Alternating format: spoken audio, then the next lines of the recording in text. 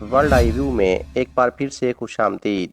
अस्सलाम वालेकुम दोस्तों, कभी न कभी आपने ट्रेन के सफर में या रेलवे ट्रैक को अबूर करते हुए पत्थरों के न खत्म होने वाले सिलसिले को तो देखा ही होगा। आम पत्थरों की तरह नजर आने वाले ये पत्थर अपने अंदर बहुत से राज छुपाए हुए हैं। ये आम ट्रेनों के रेलवे ट्रैक हों या चाइना, जापान और अमेरिका की जदीद बुलेट ट्रेनों के, इन पर मौजूद ये पत्थर अपनी शक्ल और साख के लिहाज से तकरीबन एक जैसे होते हैं। आपने गौर किया होगा, ये पत्थर रेलवे ट्रैक के नीचे, दरमियान और इसके आसपास मौजूद होते हैं। इन पत्थरों को आमतौर पर ट्रैक बैलस्ट कहा जाता है। ट्रैक बैलस्ट पर ही ट्रेनों के स्लीपर्स को बिछाया जाता है। स्लीपर्स रेल की पटरी के दरमियान सीमेंट के ब्लॉक को कहा जाता है। ट्रैक बैलस्ट की मोटाई तकरीबन 25 से 30 सेंटीमीटर के दरमियान होती है, जिसको जमीन की बनावट के मुताबिक तश्कील दिया जाता है। ट्रैक बैलस्ट में आमतौर पर नुकीले और किनारे झुके हुए मखसूस शक्लो साइज वाले पत्थर इस्तेमाल किए जाते हैं। यही वजह है कि ये पत्थर एक दूसरे के साथ जुड़ जाते हैं, लेकिन बास मखसूस सूरतों में जली हुई मिट्टी का भी इस्तेमाल किया जाता है। ट्रैक बैलस्ट स्लीपर्स के दरमियान मखसूस फासले को बरकरार रखते हैं। अगर आप इन्हें गोल पत्थरों से बदल देंगे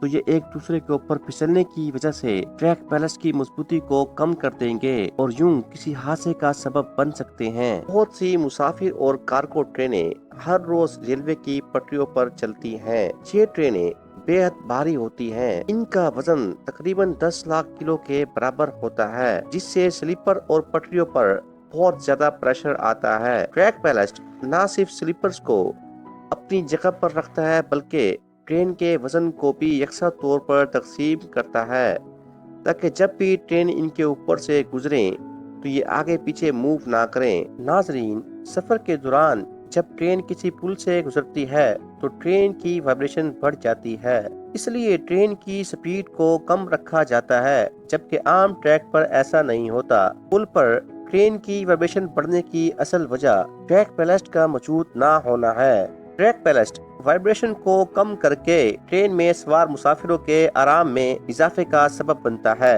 अगर रेलवे ट्रैक के गिर्द बारिश या सैलाब का पानी जमा हो जाए तो रेलवे ट्रैक को जंग लग सकता है, क्योंकि रेलवे की पटरी स्टील और दीगर धाती हिस्सों से बनी होती है। बारिश और सैलाब के पानी को ट्रैक बैलस्ट रेलवे ट्रैक और स्लीपर्स के इर्द गिर्द जमा होने नहीं देता और यूं ये ट्रेन की पटरी को जंग लगने से बचाता है। नाजरीन, अगर ट्रैक के दरमियान या आसपास घास या पौधों की नशोनुमा हो जाए तो इस सूरत में रेलवे ट्रैक कमजोर हो सकता है। ट्रैक बैलस्ट रेलवे ट्रैक और स्लीपर्स के आसपास पौधों की नशोनुमा को रोकते हैं। इस तरह रेलवे ट्रैक खराब होने से महफूज रहता है। चलती ट्रेन से बहुत ज्यादा शोर पैदा होता है, खास तौर पर इन लोगों के लिए जो ट्रेन से बाहर हों। ट्रैक बैलस्ट ट्रेन में सवार मुसाफिरों के शोर को कम करके इन्हें आरामदायक सफर फराहम करता है। इसके अलावा गर्मियों के मौसम में गर्मी की वजह से रेल की पटरियां फैल जाती हैं। ट्रैक बैलस्ट इस गर्मी से होने वाले फैलावे को कम से कम रखने में मदद करता है और ट्रैक की हिफाजत को यकीनी बनाता है। इन पत्थरों को देखकर आप ये सोचते होंगे